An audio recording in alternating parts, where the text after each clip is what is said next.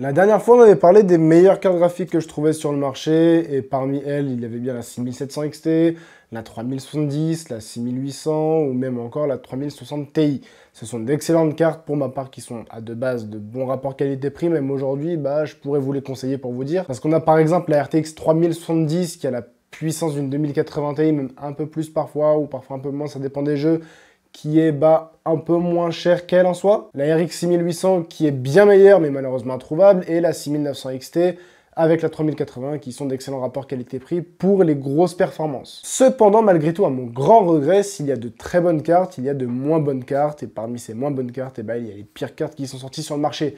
Et malheureusement, on a eu les pires cartes pour ma part qui sont sorties dans cette génération-là, et je peux vous dire que j'ai rarement vu ça. Après voilà, il y a un contexte, il y a une relation de cause à effet entre le Covid, qui nous a fait des pénuries de semi-conducteurs, les transports qui coûtent beaucoup plus cher, les conteneurs, etc. Et on a aussi le minage de crypto-monnaies qui fait rage et qui est de plus en plus rentable, en soi, on va pas se mentir. Bon, si t'as une dizaine de cartes, là, t'es quand même assez rentable, mais voilà, en soi, est-ce que c'est excusable quand même? La réponse est non. Vous avez peut-être à la maison l'une de ces pires cartes, et déjà, j'en suis désolé, mais il fallait faire un meilleur choix. Ou attendre un petit peu, parce qu'il y a des prix qui sont stabilisés, mais voilà, on va en parler tout de suite. Salut à tous, c'est Ryan, et bienvenue sur ma chaîne. La vidéo d'aujourd'hui est sponsorisée par YourCDKeys, mais qu'est-ce que YourCDKeys? La vidéo d'aujourd'hui est sponsorisée par YourCDKey. YourCDKey, c'est un site qui nous permet d'acheter des clés de jeu, par exemple Steam, Origin, Xbox et Uplay.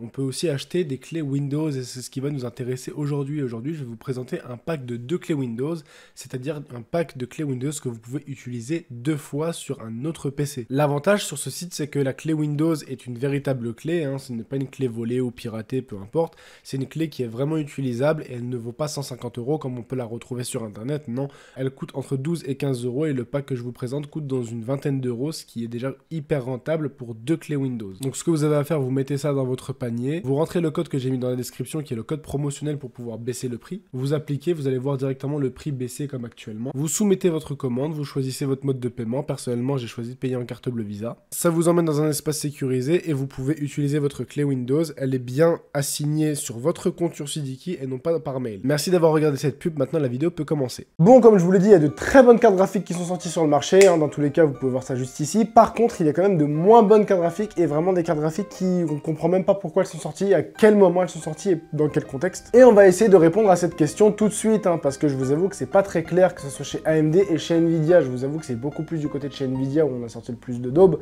parce que c'est chez eux qu'on a sorti le plus de cartes. Et vous allez voir qu'il y a vraiment un parallélisme, c'est diamétralement opposé entre la pire carte graphique de chez AMD et la pire carte graphique de chez Nvidia. Pour ma part bien sûr, mais dans tous les cas, on va voir ça tout de suite. Si on suit un ordre chronologique, Nvidia a sorti la 3080, la 3070 et la 3090. Parmi ces 3 cartes, il y a déjà une des pires cartes du marché à mon sens, qui est la RTX 3090. Et pourquoi? Parce qu'en 2018, Nvidia nous a sorti une nouvelle série de cartes graphiques architecture Turing qui nous présente le Ray Tracing, le RTX. Et c'était la série 20, la série 2000, qui en soi était vraiment une bonne série, simplement qu'on avait des cartes qui étaient quand même assez chères, parce qu'elles avaient l'exclusivité d'avoir cette technologie, ce qui est tout à fait naturel, mais après, on avait quand même la 2080 Ti qui était la reine des cartes graphiques incontestée, il n'y en avait aucune qui était supérieure, sauf la Titan, qui était légèrement supérieure quand même, mais significativement pour qu'on puisse l'appeler Titan, et qui était dotée de 24 Go de VRAM, mais au-dessus de la 2080 Ti en carte gaming, et accessible entre guillemets à 1200 €, on n'avait absolument rien au-dessus. Cependant, Nvidia a changé les règles et a sorti la RTX 3070 qui avait les mêmes performances que la 2080 Ti à 520 €, soit à peu près 700 € de moins ou 500 € de moins, puisqu'elle était commercialisée plutôt à 999 €, même si on l'a retrouvée en version custom à 1200 €. La 3080 qui est une carte gaming par excellence ultime, parce que 10 Go de VRAM qui suffisent largement pour tous les jeux, et de la 4K 60, voire plus sur certains jeux, et c'était assuré. Là, on a une 3090 qui nous sort des enfers, on ne sait pas pourquoi, qui est dotée de 24 Go de VRAM, qui a une consommation qui est quand même assez abrupte, et on a aussi une taille qui est quand même disproportionnée pour ce que c'est. Donc déjà 24 Go de VRAM, en général on retrouvait ça sur la Titan, et la Titan elle était à 2500 €, vraiment pour signifier que c'était une carte pour les professionnels. Là, une 3090, déjà c'est beaucoup plus puissant, et c'est aussi doté de 24 Go de VRAM de GDDR6X. Déjà 24 Go de VRAM, pour le gaming, je vous dis d'avance, ça sert à rien, et surtout à un prix de 1500 €. 1500 € pour une carte gaming, c'est quand même assez fort. Et si je parle de significativement cher, c'est parce qu'on avait juste en dessous la 3080 qui était à peine moins performante pour 720 €, soit encore moins de la moitié du prix. On était quand même à 720. Là, 1500 et quelques, on était au double du prix pour 10% de plus. Donc 100% de plus pour 10% de plus. Et pourquoi c'est l'une des pires cartes? Parce que comme je l'ai dit, en termes de performance, elle n'apportait pas forcément grand chose. 24 Go de VRAM pour du jeu vidéo qui ne servait à rien et surtout qu'elle était présentée pour du jeu vidéo en 8K. Donc en soi, c'est une carte qui est dédiée pour les professionnels, on va pas se mentir, c'est une titan. Simplement que Nvidia l'a marketée, donc marketée entre guillemets, pour qu'elle puisse se mettre dans le côté gaming et pouvoir faire profiter toutes les personnes qui voulaient de la grosse performance. Donc l'argument marketing du 8K, etc., vous avez compris, c'était du bullshit. En soi, vous avez bien compris que c'était du bullshit marketing. 8K sur une carte graphique, déjà ça sert à rien, déjà, première chose. Seconde chose, ça décrédibilise un petit peu le DLSS de chez Nvidia, parce que dans tous les cas, si on veut jouer en 8K, on joue avec du DLSS. Sachant qu'il y a la GDDR6X qui va à plus de 100 degrés, et ça la très grosse majorité du temps, bon, pour certaines personnes c'est normal, pour ma part pas du tout. Ensuite on a une consommation qui peut aller jusqu'à 500 watts, vraiment quand on joue 8K par exemple, donc un petit coup de mort pour tout et ça y est c'est fini. Donc on a une carte, c'est un gouffre électrique, on a des VRM qui doivent supporter la GDDR6X qui est quand même très très chaude, on a un prix qui est pas du tout attractif ni compétitif, et on a des performances qui ne sont pas du tout adéquates à ce qu'on demande.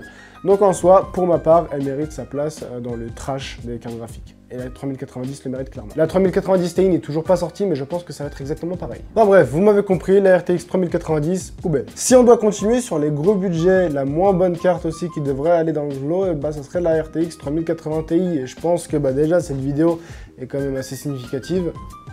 Là, je peux vous dire, j'étais à peine réveillé quand je l'ai tourné, j'ai choisi la violence indirect. Donc cette carte, encore pire que la 3090, parce que pour ma part, c'est vraiment quelque chose qui est quand même assez dégueulasse de la part de chez Nvidia. Je le répète encore une 4e fois, une 40e fois même. Et on a une carte qui est à peine plus performante, et vraiment le à peine, c'est pour ne pas mâcher les mots, qui est en soi une RTX 3090 amputée de 12 Go de VRAM. Sinon, on a pratiquement tout qui est similaire, que ce soit la chauffe, la consommation, les coups d'accord, etc. On a pratiquement qui est tout pareil. Simplement, les performances d'une RTX 3080, entre une 3080 et une 3090 plutôt pour être exact, ce qui fait qu'on a un gap d'à peu près 5%, et tout ça pour 500 € de plus, et une disponibilité qui malheureusement n'est pas là pour suivre.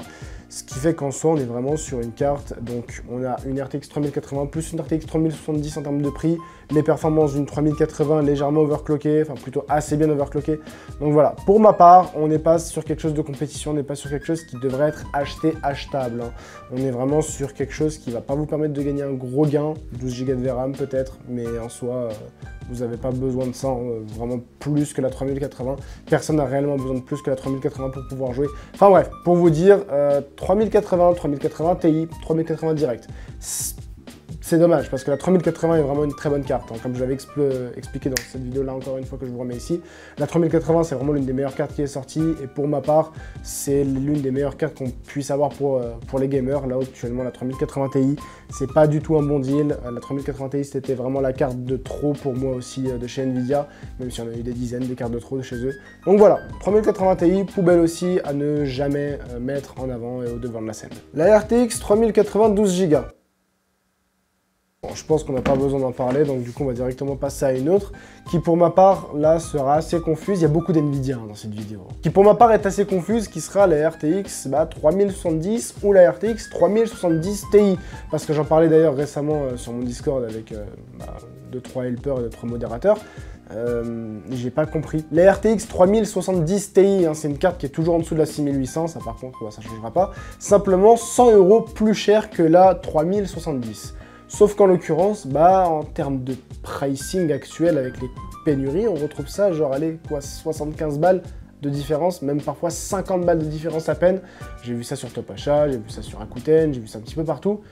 3070 Ti pour ma part. Et c'est là en fait où je comprends pas, c'est que il y a une des cartes qui est morte. Soit la 3070 et on la prend moins cher et du coup la Ti on l'oublie, Soit on se dit, allez, pour 50 € on peut avoir un bon modèle et surtout qui sera un peu plus puissant. Dans ce cas-là, on tue la 3070. Et là, en fait, je comprends pas en fait ce que Nvidia a voulu faire avec cette carte-là. Donc voilà, c'est un petit aparté, ça fait pas partie des pires cartes du tout. Mais voilà, c'est un petit aparté qui pour moi est juste dans l'incompréhension. Ensuite, on a eu la malheureuse RTX 3060 qui s'est bien améliorée malheureusement, mais on va quand même un petit peu en parler, qui est aussi pour ma part une carte de l'incompréhension. Et pour ma part, justement, c'était du foutage de gueule, hein, clairement. Parce que là, Nvidia nous avait sorti 3090, 3080, 3070 et 3060 Ti. C'était un enchaînement qui était quand même assez bon, hein. Franchement, on a 3080, 3070 et 3060 Ti.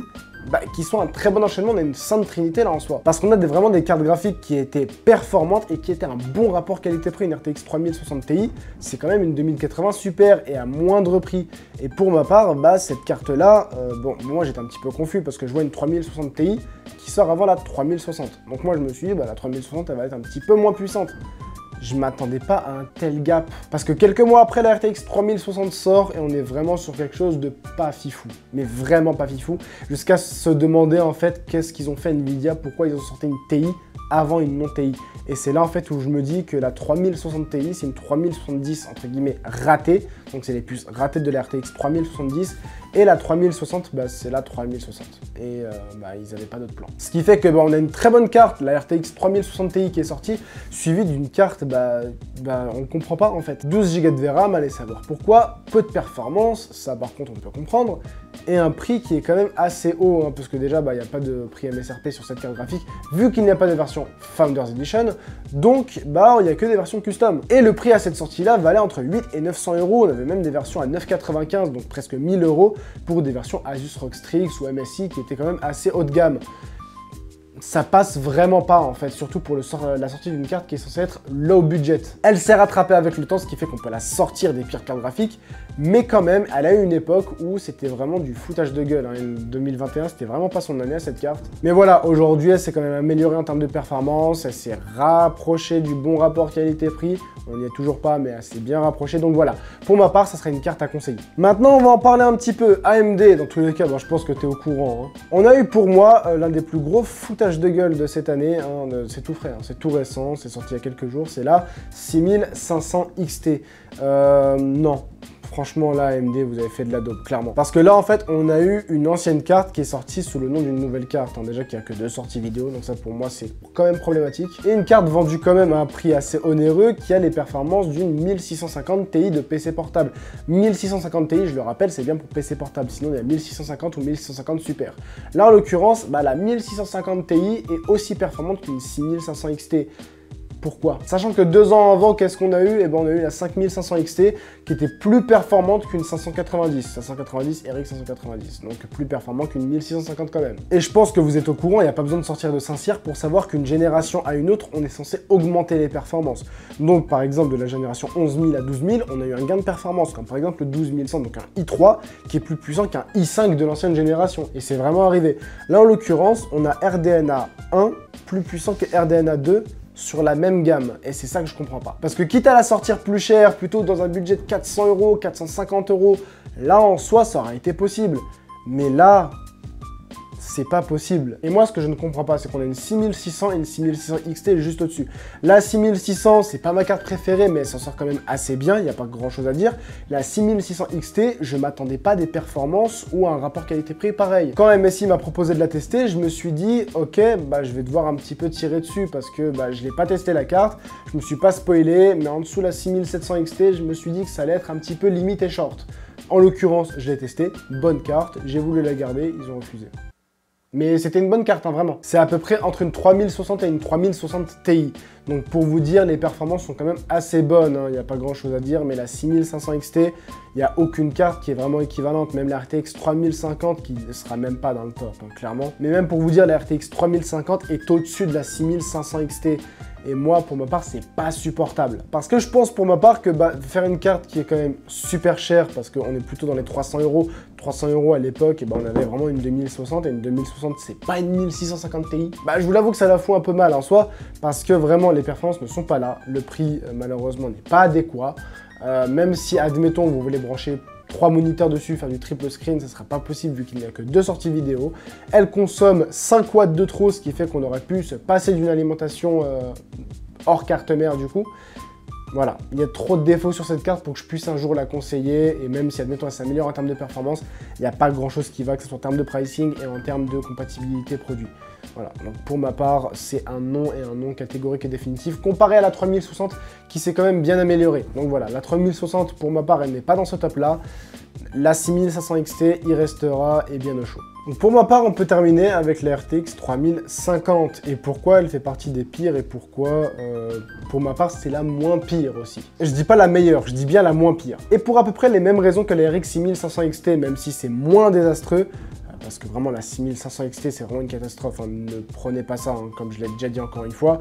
Mais la RTX 3050 se démarque un petit peu parce qu'elle est plus performante et se rapproche des performances d'une RX, plutôt d'une GTX, pardon, 1660 Ti. C'est vraiment pas une blague. Et c'est ça en fait que je comprends pas, c'est que au lieu de s'aligner par exemple sur les performances d'une 2060, qui est déjà moins puissante que la 3060, on s'aligne sur une carte mid-gen encore moins puissante. Et moi, c'est ça qui me dérange. On aurait pu vraiment s'aligner sur les performances d'une 2060, mais là en l'occurrence, bah, ça n'a pas été fait.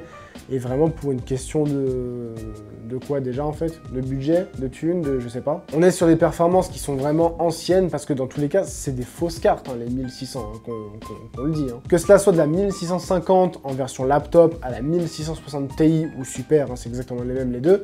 Bah en soi, c'est vraiment des cartes qui n'avaient pas réellement raison d'être. Hein. C'est vraiment des cartes qui ont été faites pour vous dire, bah allez vas-y on sort les super, et en même temps on vous sort ça pour vous, la petite plèbe. Mais voilà, on est quand même en 2022, là où on a des processeurs qui sont de plus en plus puissants. Là on a des processeurs qui se démarquent de plus en plus d'avant. Je le rappelle encore une fois, un i3 de cette génération de chez Intel en 12e gène, c'est déjà plus puissant qu'un certain i5 de la 11e gène. Donc pour vous dire, à certains moments, on peut quand même se poser des questions.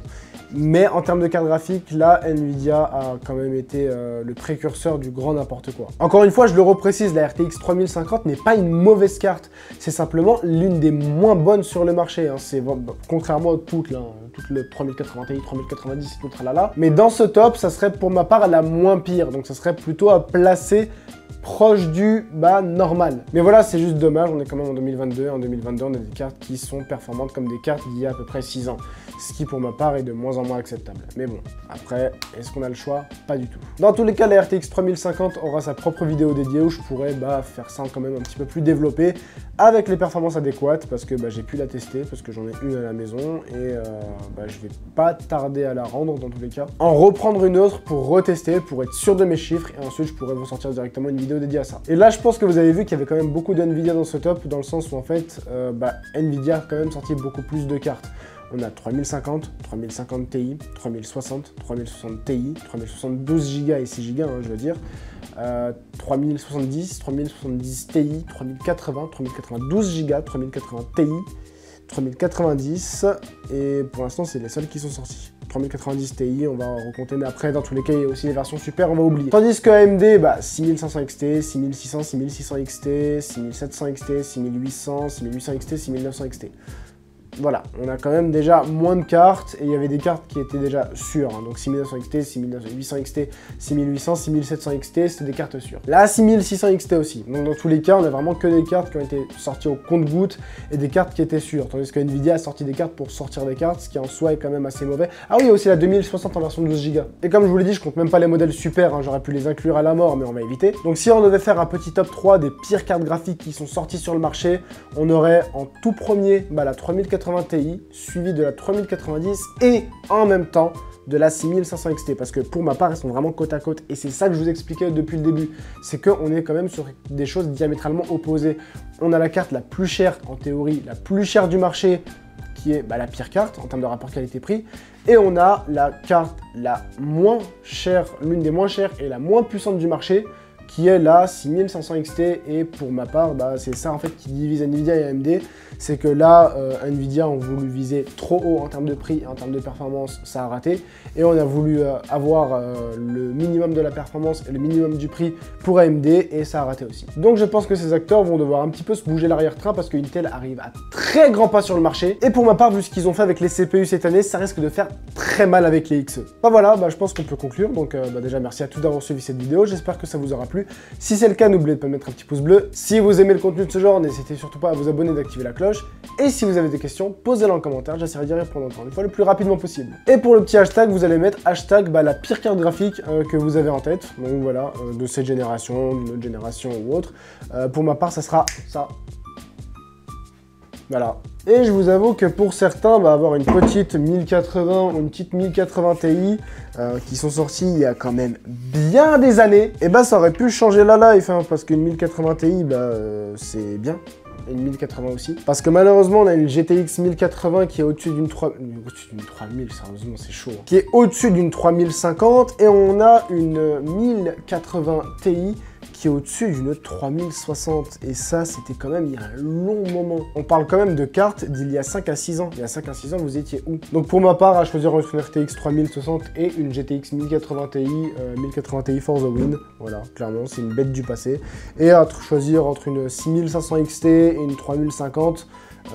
1080, voilà, donc je pense que c'est ça qui va aller dans un de mes PC en mini TX qu'on va faire dans pas très longtemps. Je me suis perdu dans le hashtag, donc j'espère que vous allez bien prendre soin de vous, parce que jusque là, quant à moi, je vous dis à très bientôt dans une prochaine vidéo. Prenez soin de vous, c'était Ryan, salut tout le monde, ciao.